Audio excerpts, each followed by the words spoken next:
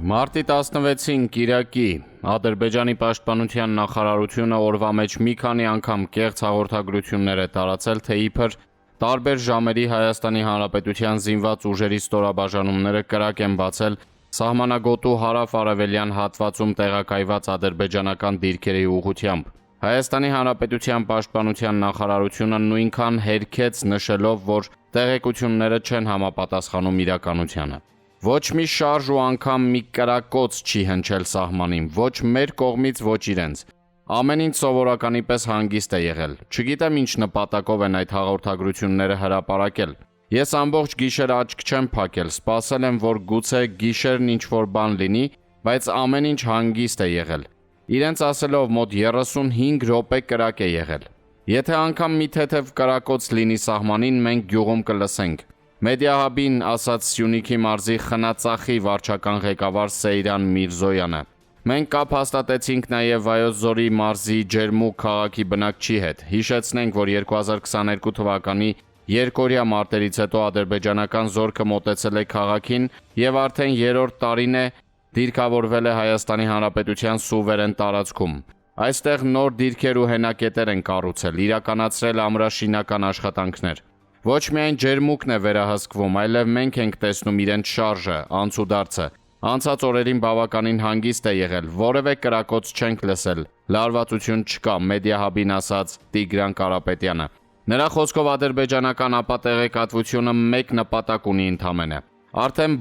բաց խոսում եմ, որ ապրիլին հարձակում է նախատեսվում։ Անգամ իրենց կողմից տեսանյութեր են տարածվում, թե ինչպես են տասնյակ հազարավոր զորքով առաջ գալիս, ուղղությունը Զանգեզուր։ Հին տեսանյութեր են տարածվում։ Իսկ հարձակումից առաջ բնական է պետք է դրա համար նախ հող նախապատրաստել, ինչը անում են կեղծ հաղորդագրություններով, հավելեց նա։ Իրավիճակը գնահատելու նպատակով այսօր հայ-ադրբեջանական սահմանի տարբեր հատվածներ են մեկնել Հայաստանում Եվրամիության դիտորդական առաքելության պարեկները։ Հիշեցնենք, որ Ադրբեջանի կեղծ հաղորդագրությունների ֆոնին Հայաստանի Հանրապետության ազգային ժողովի падգամավոր ՔՊԱ-ական Արսեն Թորոսյանը գրել է. Ադրբեջանի Հայաստանի Հանրապետության զինված ուժերի կողմից իրենց դիրքերի վրա հարձակումների մասին շարունակական կեղծ պնդումները եւս մեկ անգամ ապացուցում են, որ երկկողմանի համաձայնեցված խաղաղության պայմանագիրը լավ բանակցված փաստաթուղթ է մեզ համար։ Ադրբեջանագետ Տաթևիկ Հայրապետյանի թելեգրամյան գրառումը։ Մարտի 16-ից 17-ը Եվրամիությունը պարեկներ է ուղարկել Հայաստան-Ադրբեջան սահմանի երկայնքի տարբեր հատվածներ։ Իրավիճակը մնում է հանգիստ, ոչ մի արտառոց ակտիվություն չի նկատվում։ Նշված է Եվրամիության քաղաքացիական առաքելության X-ի էջում։ Անգամ այս երկու տողով ժխտվում է ադրբեջանական ապատեղեկատվությունը, բայց սա էլ է Ալիևի համար խնդիր, դրա համար Փաշինյանին ստիպեց համաձայնվել առաքելության դուրսբերմանը, որ շատ ավելի հանգիստ գնա ագրեսիայի։ Ադրբեջանական կողմը տեղեկատվական տիրույթում ակտիվորեն ցույց է տալիս, որ չի պատրաստվում որևէ թուղթ ստորագրել Հայաստանի հետ, անգամ հայկական կողմի միակողմանի զիջումներից հետո։ Ավելին, ադրբեջանական կողմը շատ պարզ տեքստով խոսում է այն մասին, որ Նիկոլ Փաշինյանի առջև նոր պայմաններ են առաջ քաշվել, որոնք չկատարելու դեպքում ադրբեջանական կողմը ոչ մի քայլի չի գնալու։ Ուշագրավ է, որ այս տեսանյութում ուղիղ տեքստով խոսվում է այն մասին, որ Նիկոլ Փաշինյանը ադրբեջանական կողմի աջակցությունը գալիք խորհրդարանական ընտրություններում ստանալու համար դեռ պայմաններ ունի կատարելու, եւ ես կարծում եմ մեր ուշադրությունը պետք է սևեռվի հենց այդ ուղղությամբ։ Նիկոլ Փաշինյանը մարտի 14-ին հեռախոսազրույց է ունեցել Ռուսաստանի Դաշնության նախագահ Վլադիմիր Պուտինի հետ։ Կրեմլի տարածած հաղորդագրությունից պարզ է, որ հեռախոսազրույցը կայացել է Հայաստանի վարչապետի նախաձեռնությամբ։ Ըստ Հայաստանի կառավարության տարածած հաղորդագրության Փաշինյանը եւ Պուտինը քննարկել են երկկողմ եւ բազմակողմ հարաբերության հարցեր։ Հայաստանի վարչապետը նաև ՌԴ նախագահին տեղեկացրել է Հայաստանի եւ Ադրբեջանի համաձայնության մասին կապված խաղաղության պայմանագրի հետ։ Կրեմլը հայտնում է, որ Նիկոլ Փաշինյանը տեղեկացրել է համաձայնագիրը ստորագրելու եւ խաղաղ գործընթացն առաջ մղելու Երևանի պատրաստակամության մասին, իսկ Պուտինը նշել է, որ ՌԴ-ն շահագրգռված է Կովկասի անվտանգությամբ եւ կայունությամբ եւ թե Հայաստանը, թե Ադրբեջանը կարող են ապավինել Ռուսաստանի աջակցությանը։ Եթե Նիկոլ Փաշինյանի եւ Պուտինի հեռախոսազրույցի ֆոնին նկատենք նաեւ այն մանրուքը, որ ԱՄՆ նախագահի մերձավոր արևելյան հարցերի հատուկ բանագնաց Սթիվ Ուոտկոֆը Մոսկվայում Պուտինի հետ հանդիպումից հետո մեկնել է Բաքու, որտեղ ըստ տեղեկությունների անցկացրել է մի քանի ժամ, ապա հնարավոր է նշмарել հայ-ադրբեջանական համաձայնության բավականին ուշագրավ արտաքին ուրվագիծ։ Իհարկե կասկած լինել չէր կարող, որ Երևանն ու Բաքուն չէին կարող հաղորդակցվել եւ առավել եւս խաղաղության պայմանագրի տեքստ համաձայնեցրել կղզիացած քաղաքական տրամաբանությամբ։ Սակայն դե ֆակտո այդ համաձայնության մասին ազդարարելուց հետո կողմերի առաջին արտաքին շփումները բավականին ուշագրավ են։ Դա իհարկե բոլորովին հիմք չէ որևէ ուղիղ կապակցվածության մասին եզրահանգում անելու համար, սակայն միևնույն ժամանակ դրվագները բավականին խոսուն են, այսպես ասած մթնոլորտային փոխազդեցության մասին գնահատականների համար։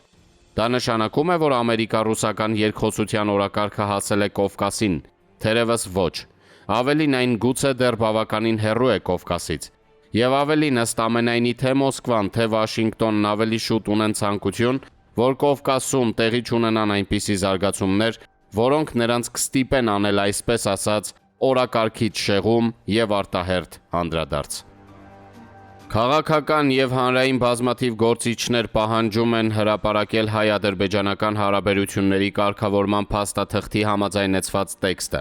Կարծիքներ են հնչում, որ այն պետք է դրվի հանրաքվեի, քանի որ սահմանադրությամբ Հայաստանում իշխանությունը պատկանում է ժողովրդին, որ նա իրացնում է ինչպես իր ընտրած ներկայացուցիչների, այնպես էլ հանրաքվեի միջոցով։ Հայ-ադրբեջանական խաղաղության պայմանագրի կամ հարաբերությունների հաստատման համաձայնագրի տեքստում ամենայն հավանականությամբ սև կատու փնտրելու անհրաժեշտություն չկա։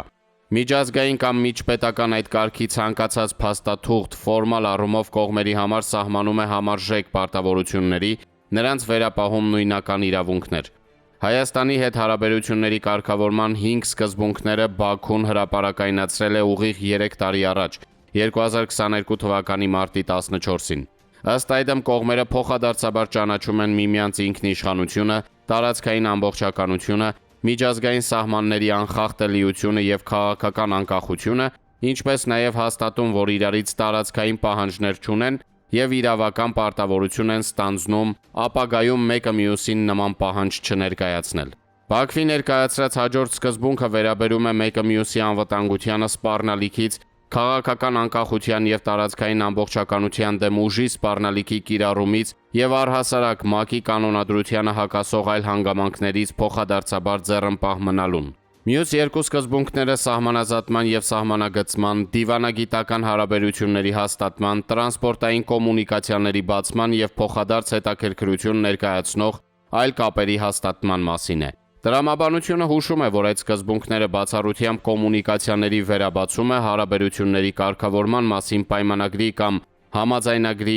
տեքստում արտացոլված են։ Մի րոպե ենթադրենք, որ փաստաթղթում կա այսպիսի հոդված. Բարձր պայմանավորվող կողմերը հրաժարվում են միմյանց նկատմամբ տարածքային հավակնություններից եւ իրավական պարտավորություն ստանձնում ապագայում փոխադարձաբար նման պահանջ չներկայացնել։ Իսկ փաստաթղթի տեքստի վերջնական համաձայնեցման մասին ադրբեջանական կողմի հաղորդագրության մեջ ասված է, որ պայմանագիրը կստորագրվի, եթե Հայաստանը վերացնի իր սահմանադրությամբ Ադրբեջանի նկատմամբ տարածքային պահանջը։ Տեսականորեն ընդունենք, որ Հայաստանի սահմանադրության նախաբանը իրոք Բաքվի համար խնդրահարույց է, իսկ Ադրբեջանն ինչպես եւ իրավական ինչ ակտով է պարտավորվելու, որ Հայաստանի նկատմամբ տարածքային պահանջ չունի եւ ապագայում էլ չի ներկայացնելու։ Հայ-ադրբեջանական հարաբերությունների մութ սենյակի սև կատուն այստեղ է։ Ադրբեջանի պետական անկախության վերականգնման մասին 1991 թվականի հոկտեմբերի 18-ին ընդունված ակտը,